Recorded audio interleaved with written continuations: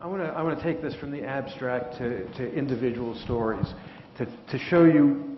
I mean, I talk to Paul all the time. I've just met Don. But the frustration that Paul is dealing with is very real. There are a lot of people who want to try and do things, and there are a lot of great ideas out there, but there is this black hole.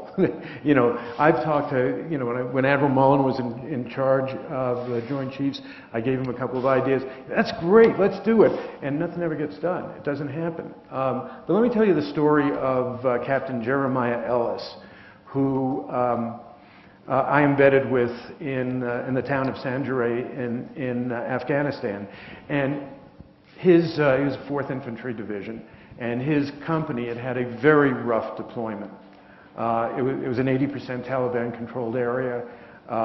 You know, people had been lost, but also the nature of it. It seemed that they were losing ground continually. And he was really worried about his troops. What would happen when they came back. And he had about 10 days to 2 weeks before they went to see their families.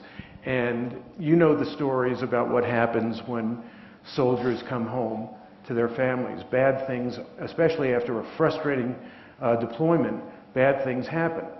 So Jeremiah Ellis had a degree in experiential therapy from the University of New Hampshire.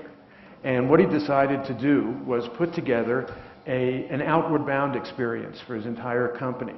He got some of the experiential therapy faculty from University of New Hampshire. He got the shrinks from Fort Carson, which was where they were coming home to. He took them out for 3 days, and they did rock climbing and whitewater races and all kinds.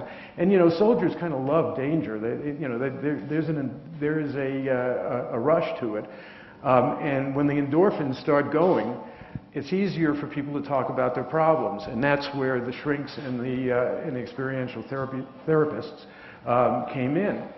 And you know, he got his troops through their homecoming, and everybody thinks that this is a great idea.